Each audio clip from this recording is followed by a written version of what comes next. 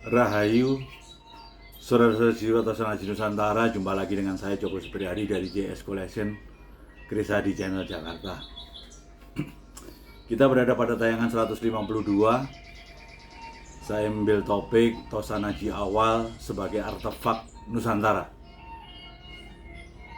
Pada kesempatan ini akan saya review 3 pusaka saya, nomor 7271, nomor 7272, dan nomor 7310. Ketika saya nyimbunggung kata artefak, biar nggak salah, barangkali mungkin saya ingin perjelas saja. Sesuatu dikatakan artefak adalah dia sebagai benda arkeologi, tentunya bersejarah, peninggalan bersejarah, dibuat dan dimodifikasi oleh manusia dan bisa dipindah-pindahkan. Itulah yang namanya artefak. Tidak hanya pusaka, bicara tentang taring, cula, dan lain sebagainya, itu juga masuk dalam artefak karena masuk dalam kategori benda arkeologi. Baik, kita masuk ke topik Tosan Haji awal sebagai artefak Nusantara. Ketika kita membahas tentang sesuatu yang awal, karena Tosan Haji itu berasal dari besi, ya sedikit referensi bahwa peradaban besi itu adalah dimulai di abad 12 sebelum Masehi. Dari Yunani, berkembang ke India abad 11, kemudian ke Eropa abad 8 sebelum Masehi, dan akhirnya bermuara di Indonesia di awal abad Masehi ini.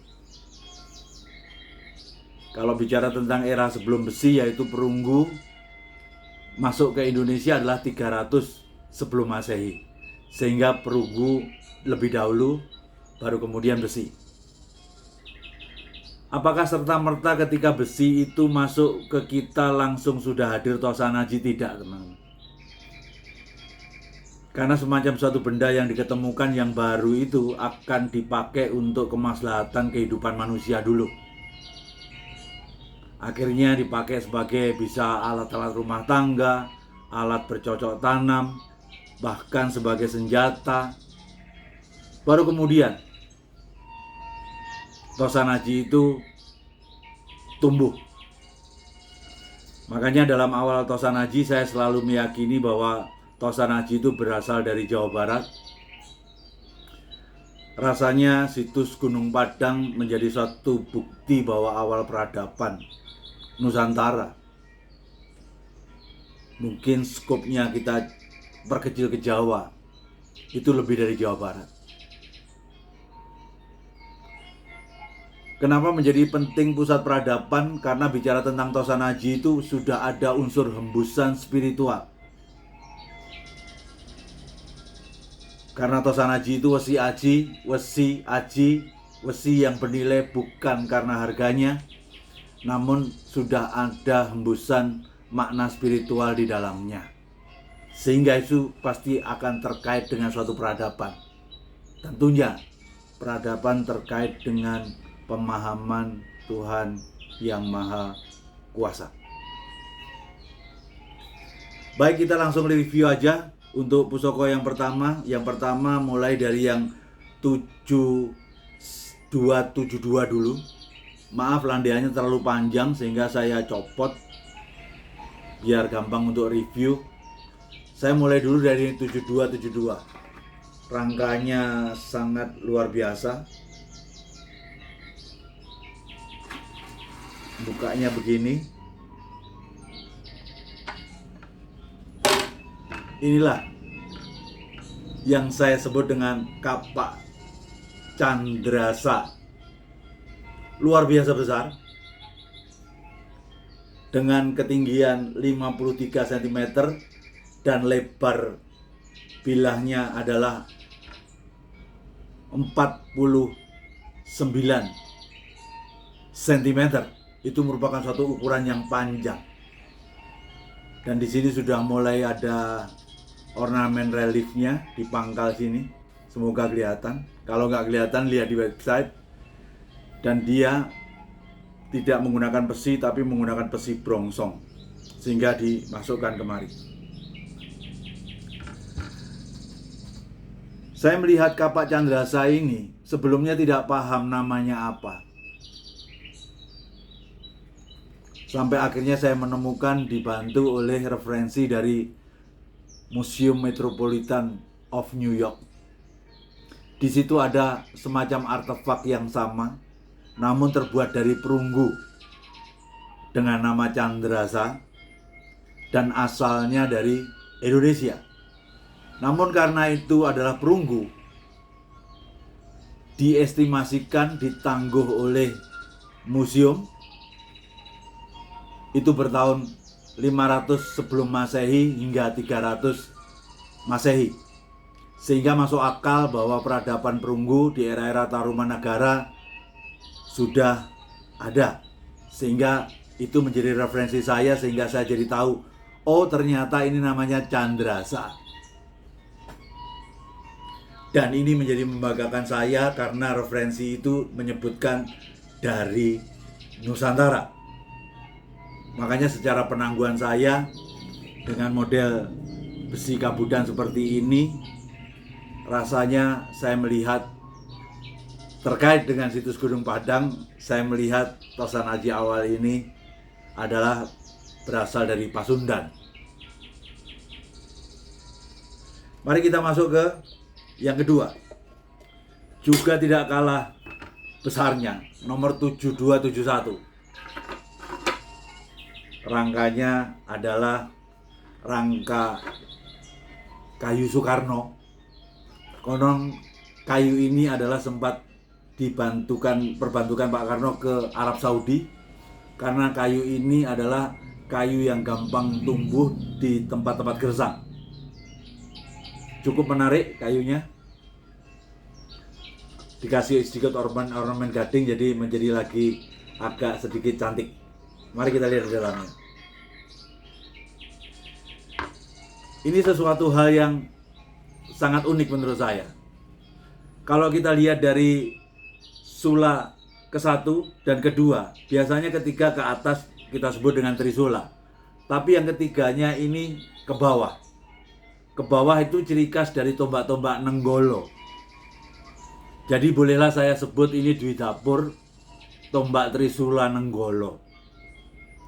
Dan ini adalah ketinggiannya 44 cm dan panjangnya 36. Menurut saya sangat jumbo. Dan ini juga berbesi kabudan, keleng, dan sama dari Pasundan. Tangguh saya, dan ketepatan diketemukannya di daerah Pasundan. Ketika saya ngomong tentang Tosan Aji adalah semacam sesuatu besi sudah diembuskan spiritual, aspek spiritual di dalamnya. Sebenarnya ini peneguhan daripada Trisulo, tapi yang Sulo yang ketiganya ke bawah. Kalau kita tahu tentang yang namanya filosofi atau kita sebut dengan tajek dari Trisulo, Trisulo menggambarkan itulah kebesaran Tuhan, dialah sang pencipta, dialah sang pemelihara, dan dialah sang pelebur. Jadi agar kita paham bahwa dia tidak hanya membuat kebahagiaan saat ada anak kecil dilahirkan dan anak kecil jadi besar terpelihara olehnya, dan kita pun juga harus bahagia manakala saat kita tiba harus berpulang. Jadi inilah gambaran-gambaran Tosan Aji awal, terlihat sangat-sangat sederhana semuanya. Dan satu lagi, kita masuk ke tombak 7310, dan ini besar. Dari lihat ini sudah kelihatan brongsong. Secara dapur saya lebih ke tombak kayak gunungan, tapi ada banyak yang berkurang di kanan kirinya. Ketepatan ini diketemukan di daerah Jawa Timur, dengan besi kabudan yang seperti ini adalah sesuatu hal yang sangat-sangat luar biasa karena panjangnya juga 37 dan agak lebar. Sehingga gambaran keleng, ada apa dengan keleng?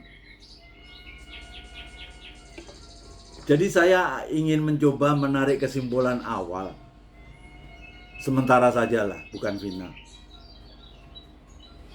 Kalau kita sebut sebagai Tosanaji awal, yang pertama, kebanyakan Tosanaji awal itu adalah berpamor keleng atau tanpa pamor. Sangat masuk akal secara tajek pun juga pamor keleng itu bermakna untuk perlindungan. Karena di zaman-zaman dahulu itu sebenarnya tidak terlalu banyak kompetisi kehidupan. Mencari makan pun di depan rumah, di belakang rumah itu tersedia makanan yang sangat melimpah. Saat itu yang sangat dibutuhkan ada perlindungan. Hutan lebat, banyak binatang buas, banyak perompak barangkali yang pengen mengganggu kedamaian kita. Semuanya seputar perlindungan. Jadi tidak terlalu banyak yang namanya makna spiritual yang ada pada Tosanaji awal. Kebanyakan semua berbicara perlindungan. Karena fakta kebutuhan yang dibutuhkan saat itu lebih ke perlindungan. Kesimpulan yang kedua di samping keleng, kedua adalah besar-besar. Saya menjadi sangat tidak masuk akal ketika saat itu Tosanajinya kecil-kecil. Karena hutan begitu lebat, semuanya serba besar. Kalau kita sekarang di Jakarta, susah untuk mencari kepiting yang besar. Karena itulah Jawa. Kecil-kecil pun juga dipanen untuk dijual belikan. Sehingga kita susah untuk menemukan seperti kayak di Kalimantan. Kepitingnya besar-besar. Karena di Kalimantan kalau dapat yang kecil malah dilepaskan. Ya ini masalah kompetisi saja. Sehingga sangat mungkin bahwa kesimpulan dahulunya adalah Tosanaji awal adalah besar-besar. Kesimpulan sementara yang ketiga adalah pesinya pesi brongsong, masih manual sekali. Belum mengenal pesi pulir dan lain sebagainya. Karena kebanyakan adalah besi brongsong. Dan yang terakhir adalah besinya besi kabudan. Ingat ya, banyak orang yang terpleset tentang pemahaman besi kabudan saya. Besi kabudan itu bukan Tosanaji Budo. Besi kabudan itu hanya konsensus. Kalau melihat besi yang seperti itu, hijau, tua sekali dan sebagainya, kita sebut dengan besi kabudan. Ya akan menjadi lucu ketika kita melihat Tosanaji awal ternyata besinya besi seperti kayak Mataraman, kayak besi-besi seperti kayak Demak, besi-besi kayak seperti Madura. Itu akan lucu. Karena menurut saya kalau ya awal ya semuanya menjadi seperti kayak, bayangkanlah Tosanaji besi Singosari ke atas itu seperti apa. Semuanya mayoritas berbesi kabudan. Itulah kesimpulan awal yang saya ingin sampaikan di dalam membabar Tosanaji awal sebagai artefak Nusantara ini. Paparan-paparan yang sederhana ini semoga kita bisa pakai sebagai sesuatu sharing untuk saling memberi masukan satu sama lain. Semoga ini bermanfaat buat teman-teman semuanya. Kalaupun ada sesuatu yang tidak ada kesesuaian atau kesepahaman, itulah yang sering saya sampaikan, jangan lupa. Beda itu indah. Bahagia saja, beda tidak apa-apa. Justru akan menambah khasanah pemahaman Tosanaji karena sudut pandangnya menjadi lebih luas. Untuk itu, teruslah belajar Tosanaji, bukan untuk menjadikan diri kita sebagai seorang ahli, namun untuk menambah kecintaan kita pada budaya Tosanaji. Bahkan dengan memiliki, semoga tingkah laku kita juga berubah, semakin menjadi baik, karena mendapatkan splatter pajak yang baik dari sisi Isotori Tosanaji. Sehingga ujungnya ego kita akan pun menurun. Dan jangan lupa, Tosan Haji tidak hanya sekedar dilihat, tapi tolong dibaca maknanya. Dan Tosan Haji jangan semata-mata dianalisa terus, namun silahkan dirasa. Karena bagi saya, Tosan Haji sejatinya permainan olah rasa, saudara. Jayalah budaya Tosan Haji Nusantara, pastikan budaya ini menjadi tuan rumah di negeri sendiri. Kalau bukan kita, siapa lagi? Kalau tidak sekarang, kapan lagi?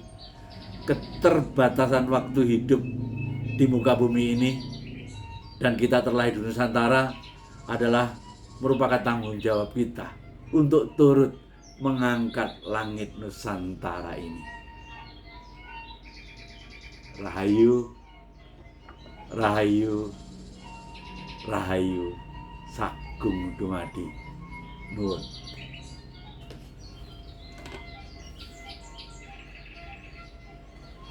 Candrasa.